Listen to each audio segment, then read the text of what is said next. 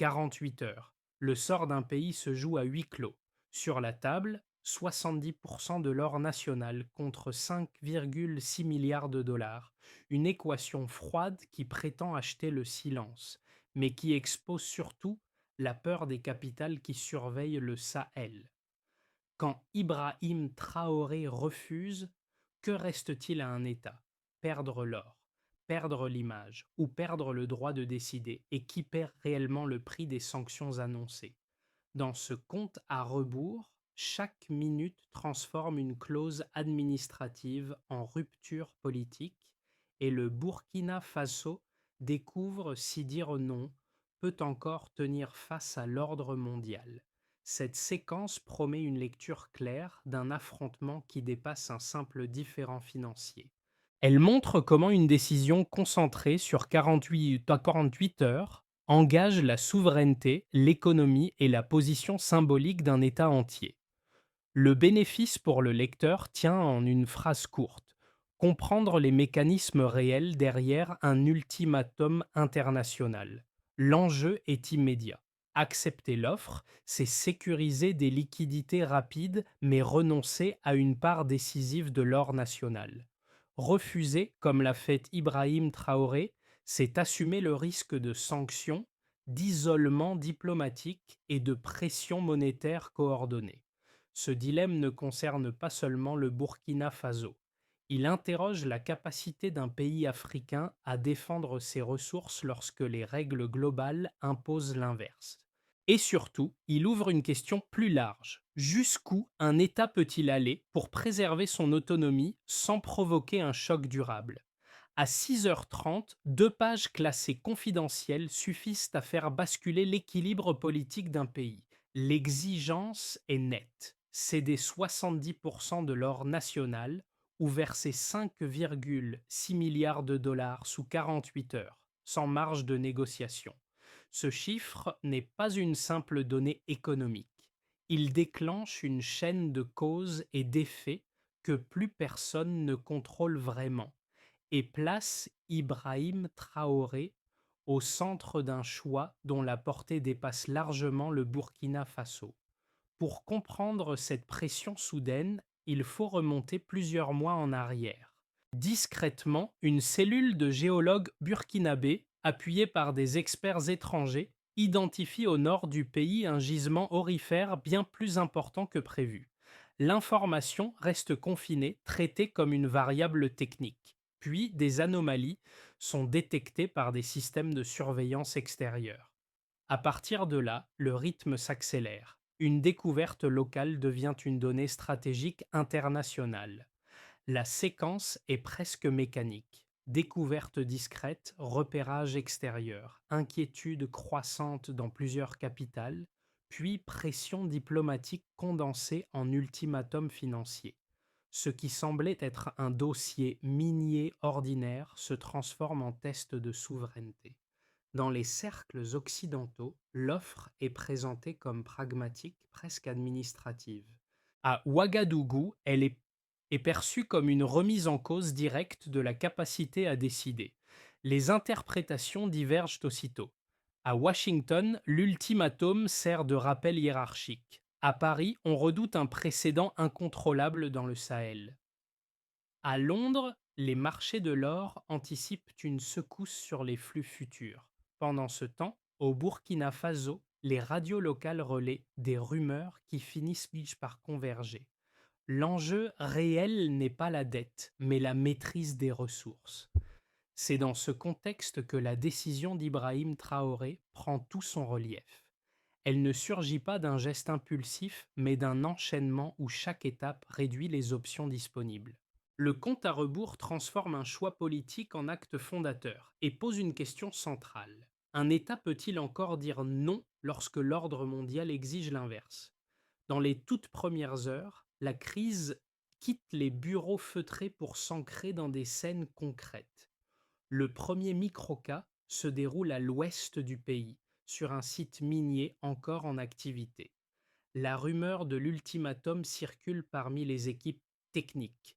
Les machines s'arrêtent brièvement, non par peur, mais pour écouter les bulletins radio qui tentent de décrypter l'offre étrangère. Le silence qui suit est dense. Les ouvriers évaluent ce que signifierait l'abandon de 70% de l'or national et comprennent que l'affaire dépasse largement des chiffres abstraits. Un second microcas émerge presque simultanément à Ouagadougou, dans une université publique. Des étudiants improvisent une discussion autour du télégramme évoqué dans les médias.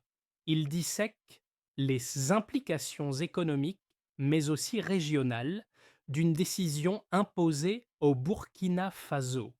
Sans connaître encore l'issue, ils perçoivent qu'un renoncement créerait un précédent pour toute l'Afrique de l'Ouest. La politique cesse alors d'être lointaine.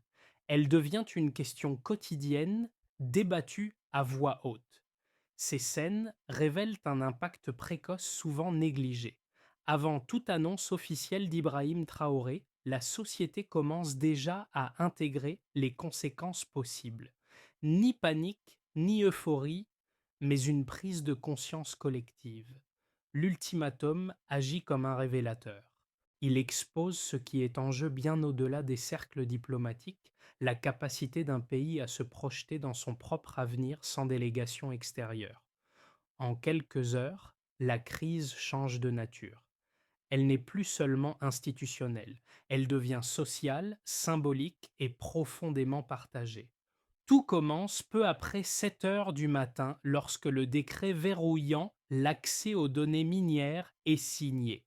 Le document est bref, presque sec.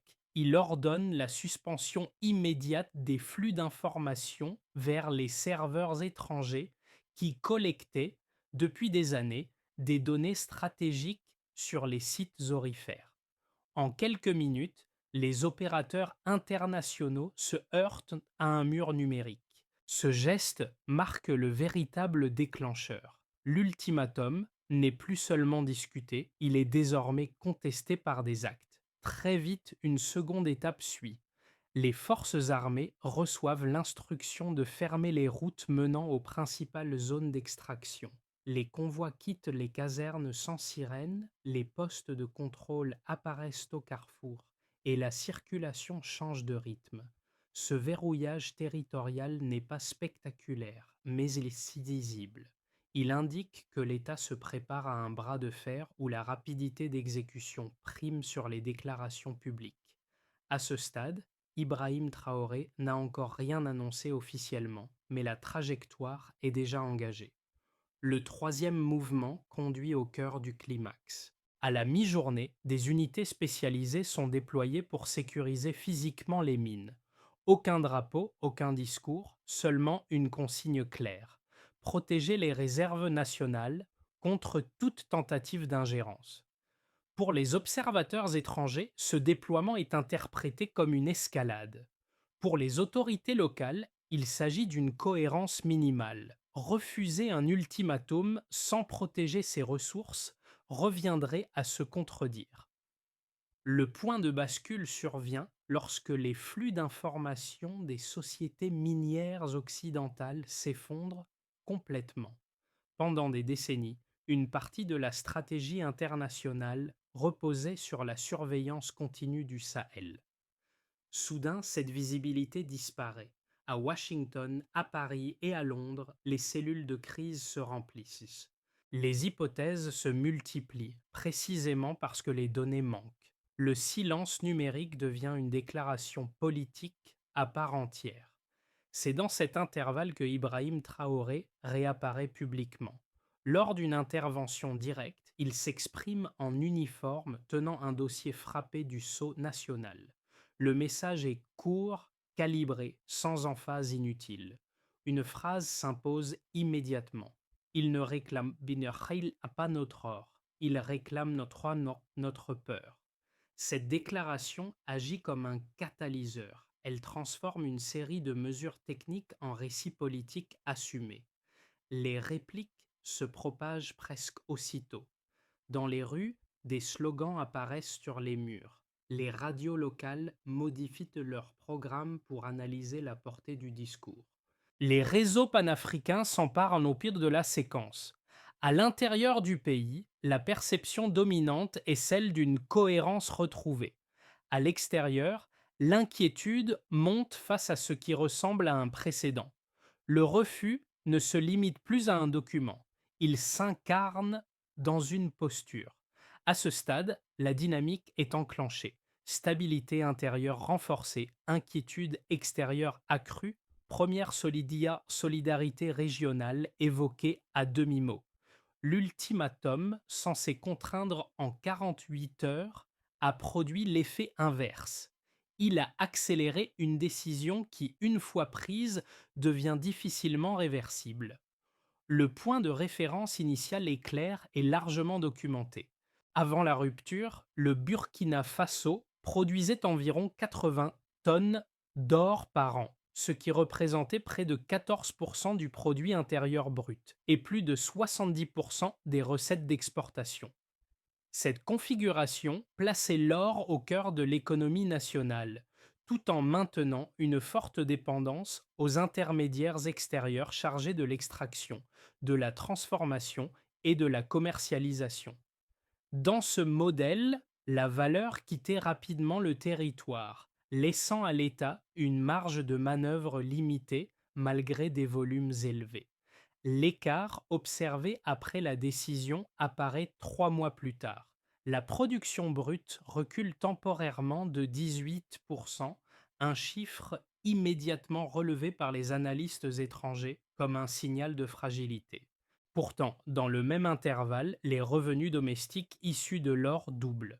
Ce paradoxe s'explique simplement. La disparition des commissions étrangères augmente mécaniquement la rentabilité brute par tonne extraite. Autrement dit, moins d'or sort du sol, mais une part bien plus importante de sa valeur reste dans les circuits nationaux. Cette bascule illustre le passage d'une logique d'extraction à une logique de captation interne. Un second indicateur concerne les flux financiers internationaux. Avant la crise, l'essentiel des transactions passait par le franc CFA, arrimé à l'euro et étroitement surveillé par les marchés occidentaux. 100 jours après l'annonce portée par Ibrahim Traoré, 62% des paiements extérieurs échappent désormais au dollar, basculant vers des instruments alternatifs. Ce glissement n'est pas qu'un ajustement technique. Il réduit l'effet de levier monétaire exercé depuis l'extérieur et limite l'impact immédiat de certaines pressions financières.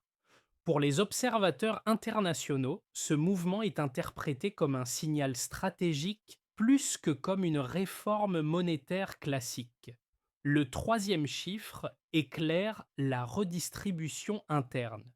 Les investissements publics progressent de manière différenciée, plus 41% dans les infrastructures, plus 23% dans l'agriculture et plus 27% dans les dépenses de sécurité.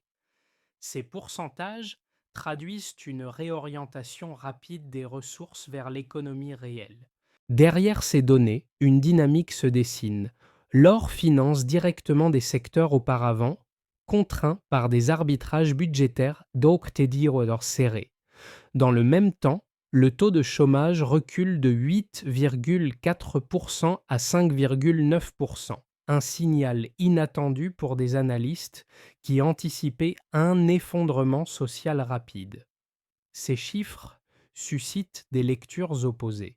Les institutions financières internationales évoquent un modèle instable, craignant que la baisse de production ne pèse à terme sur la balance commerciale. À l'inverse, plusieurs économistes régionaux soulignent que la contraction initiale est compensée par une consolidation interne. Les indicateurs deviennent alors des arguments. Ils ne nient pas les risques, mais montrent que la trajectoire ne correspond pas au scénario de chaos annoncé. Au-delà des statistiques, un signe plus discret attire l'attention. Les dépôts bancaires locaux augmentent alors que leur fragilité était annoncée. Les files devant les guichets s'allongent non pour retirer, mais pour déposer. Ce comportement traduit une confiance relative dans la capacité de l'État à tenir la ligne fixée. Les chiffres cessent d'être abstraits. Ils se traduisent en gestes quotidiens. Dans cette lecture quantitative, le rôle d'Ibrahim Traoré apparaît comme un facteur de cohérence. Les données ne prouvent pas une réussite définitive, mais elles indiquent qu'un basculement est en cours. L'économie ne s'effondre pas, elle se reconfigure avec des coûts visibles et des gains encore fragiles. La question n'est plus de savoir si le choc existe, mais s'il peut être absorbé dans la durée. Les observateurs internationaux se divisent rapidement en deux camps dont les arguments méritent d'être examinés sans caricature.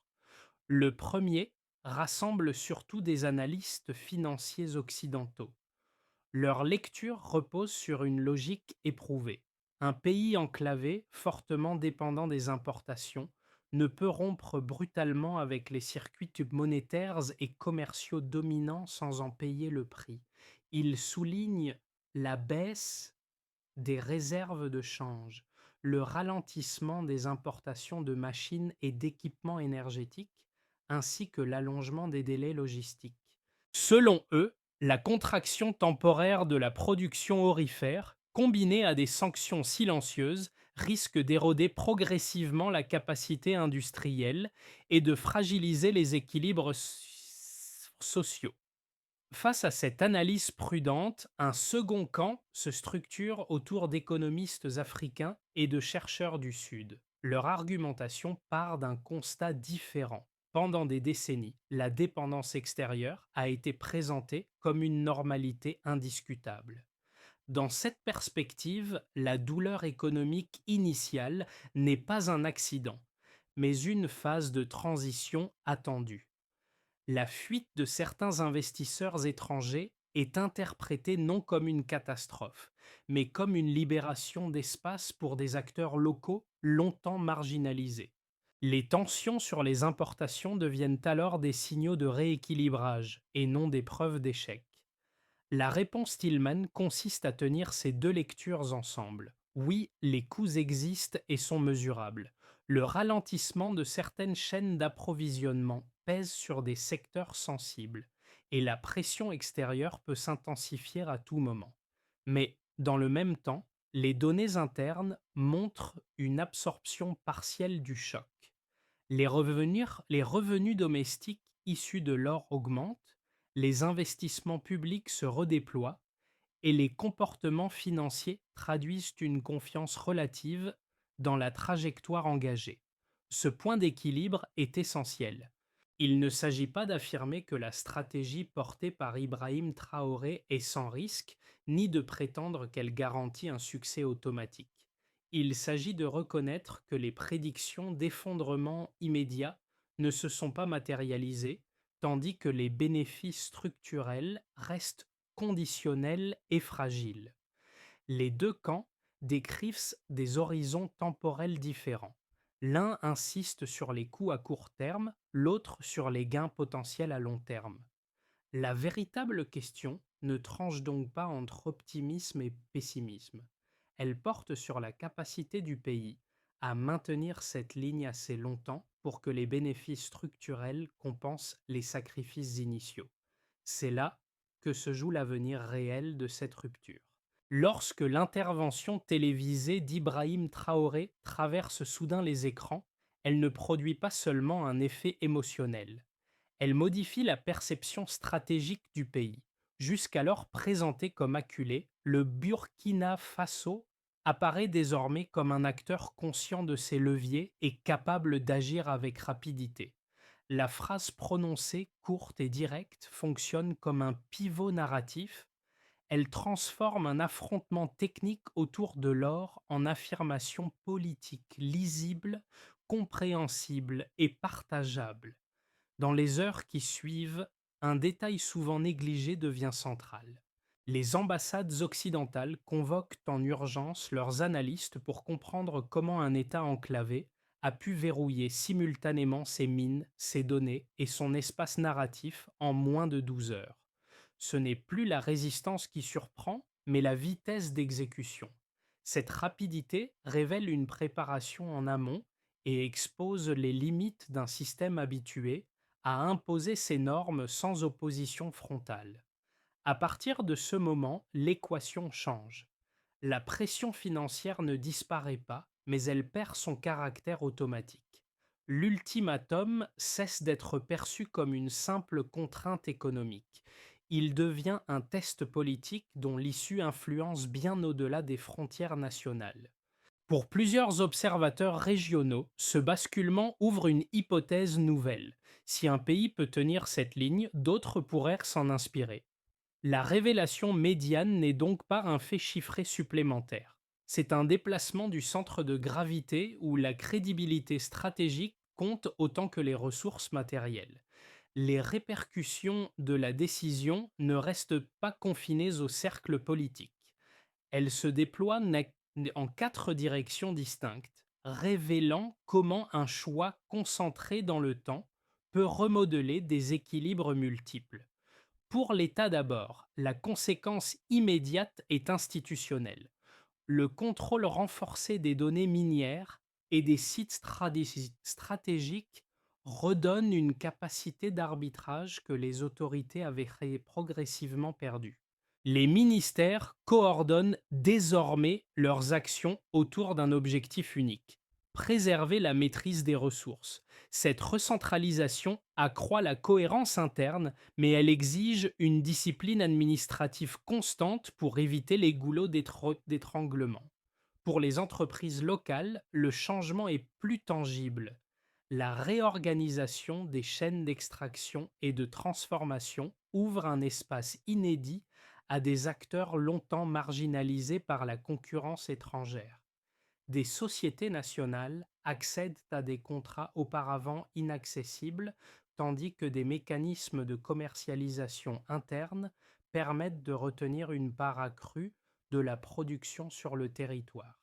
Cette dynamique ne crée pas une prospérité instantanée, mais elle améliore les marges opérationnelles et renforce l'apprentissage industriel. À moyen terme, elle pourrait consolider un tissu économique moins dépendant des intermédiaires extérieurs. La population, troisième groupe touché, perçoit les effets de manière contrastée. Dans certaines zones urbaines, l'investissement public stimule l'emploi et alimente un sentiment de participation collective. Dans d'autres régions, les ralentissements d'importation se traduisent par des pénuries temporaires et une hausse des prix de certains biens. Ces tensions nourrissent des débats quotidiens, mais elles coexistent avec une transformation de l'imaginaire social. Le fait qu'un pays ose refuser un ultimatum renforce un sentiment de dignité partagée, même lorsque les ajustements économiques sont coûteux.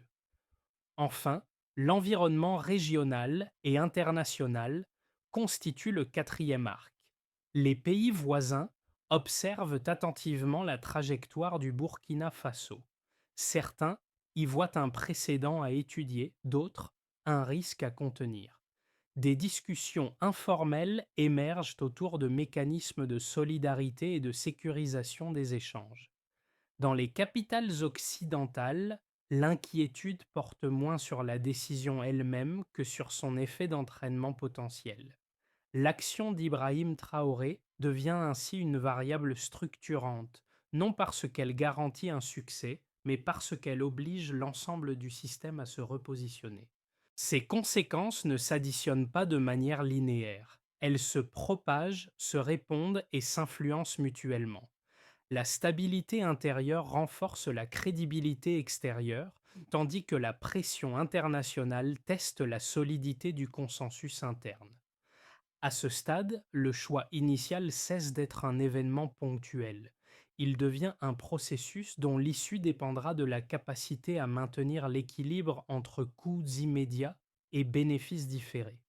À moyen terme, l'évolution de la situation peut être lue à travers trois trajectoires plausibles, chacune dépendant de variables encore instables. Le scénario de base repose sur la continuité actuelle. Dans cette hypothèse, la croissance se maintient à un rythme modéré, soutenu par des revenus aurifères désormais davantage internalisés. Les mécanismes de paiement alternatifs gagnent progressivement en crédibilité régionale. tandis que les échanges avec les pays voisins compensent partiellement les frictions avec les circuits traditionnels. La stabilité est préservée mais reste fragile, conditionnée à une gestion rigoureuse et à l'absence de chocs externes majeurs. Le scénario optimiste envisage une consolidation plus rapide. Les partenariats non occidentaux se structurent en accords plus formels, accélérant les investissements dans l'énergie, les transports et l'extraction. Les capacités locales montent en gamme et certains secteurs agricoles et industriels réduisent leur dépendance aux importations. Dans cette configuration, le Burkina Faso devient un pôle régional d'expérimentation économique, symbole d'une souveraineté assumée. Ce scénario suppose toutefois une coordination interne élevée et une solidarité régionale durable, sans laquelle l'élan pourrait s'essouffler.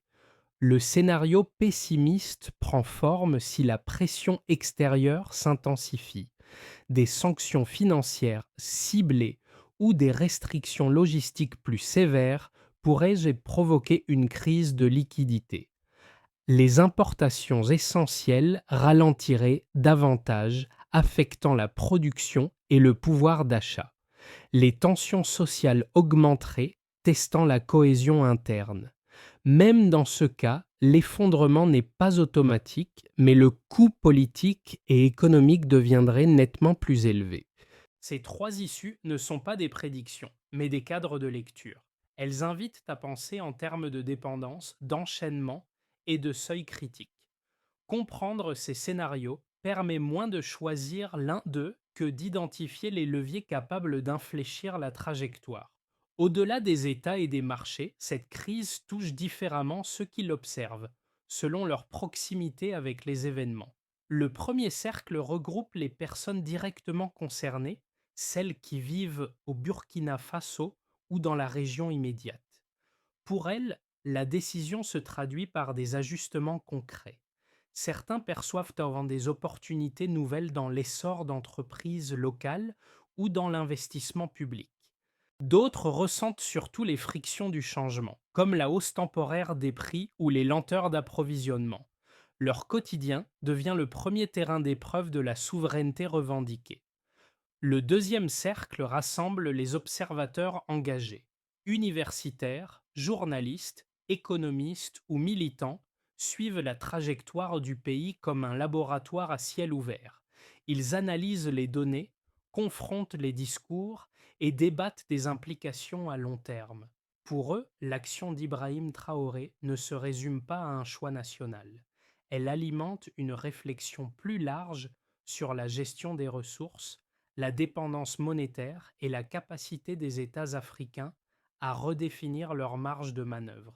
Ce cercle nourrit le débat public, parfois enthousiaste, parfois critique, mais rarement indifférent. Le troisième cercle concerne les spectateurs plus distants. Ils ne subissent pas directement les conséquences, mais ils sont interpellés par le symbole.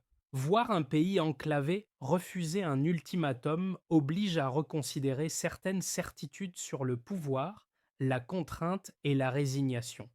Pour eux, l'enjeu n'est pas de juger la décision, mais de comprendre ce qu'elle révèle des rapports de force contemporains. Ces trois regards convergent vers une même interrogation. Face à une pression coordonnée, jusqu'où un État peut-il aller pour défendre son autonomie et que signifie ce choix pour ceux qui, ailleurs, observent en silence? La sortie durable de cette séquence ne repose pas sur un geste unique, mais sur une série d'actions coordonnées, mesurables et inscrites dans le temps. Le premier levier concerne la maîtrise des ressources. Sous l'impulsion d'Ibrahim Traoré, un audit complet des sites miniers est engagé avec un objectif clair. Identifier en moins de 6 mois la part des exploitations entièrement contrôlées par des équipes nationales. L'indicateur est simple mais structurant car il conditionne la capacité réelle à décider sans dépendance technique. Le deuxième levier touche à l'énergie et aux infrastructures. Une task force réunissant ingénieurs, responsables civils et forces de sécurité est chargé de lancer des projets solaires et logistiques prioritaires. Le critère de suivi porte sur la proportion d'électricité produite localement et sur la réduction des coûts de transport interne. Cette étape vise à limiter l'impact des pressions extérieures en renforçant l'autonomie matérielle. Le troisième levier est régional. Des calendriers de coopération sont établis avec plusieurs pays voisins afin de sécuriser les corridors commerciaux et d'augmenter les échanges intra-régionaux. Chaque cycle de discussion doit déboucher sur un indicateur chiffré, qu'il s'agisse de volumes échangés ou de délais logistiques réduits. Cette coordination sert de tampon face aux restrictions internationales. Enfin, le quatrième levier concerne la population. Des programmes de formation accélérés sont déployés dans les secteurs miniers, agricoles et techniques. Leur efficacité se mesure par l'insertion professionnelle et la montée en qualification. Cette dimension humaine garantit que la souveraineté ne reste pas un principe abstrait, mais une compétence partagée. Pris ensemble, ces axes forment une cohérence. Ils n'éliminent pas les risques, mais ils transforment une décision politique en trajectoire gouvernable.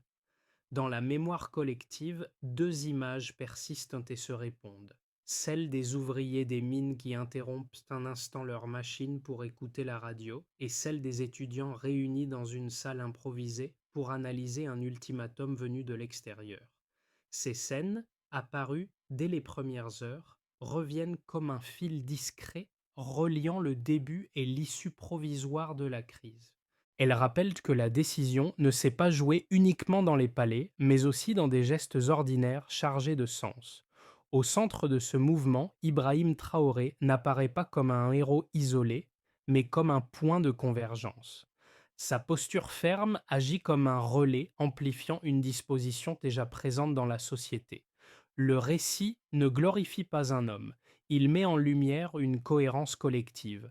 Un pays avance lorsqu'il accepte de s'appuyer sur sa propre colonne vertébrale, même lorsque l'équilibre est précaire. Ce rappel émotionnel ne ferme pas l'histoire. Il souligne plutôt ce qui la rend durable. La souveraineté n'est pas une proclamation ponctuelle, mais une suite de choix répétés, parfois coûteux, souvent inconfortables. Et dans cette continuité, une phrase résume l'essentiel, sans emphase inutile. La dignité n'est jamais un compromis négociable. Lorsque le bruit retombe et que l'urgence laisse place à l'analyse, il reste moins une conclusion qu'un espace de réflexion. Le Burkina Faso n'a pas seulement refusé un ultimatum chiffré, il a posé une question qui dépasse ses frontières. Que vaut la souveraineté dans un monde où les décisions semblent souvent dictées par la peur des sanctions plutôt que par la volonté collective?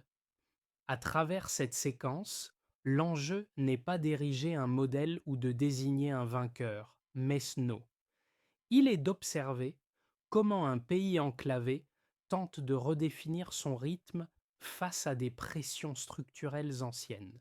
Pour certains, l'action portée par Ibrahim Traoré sera lue comme un acte de courage politique, pour d'autres, comme une prise de risque lourde de conséquences.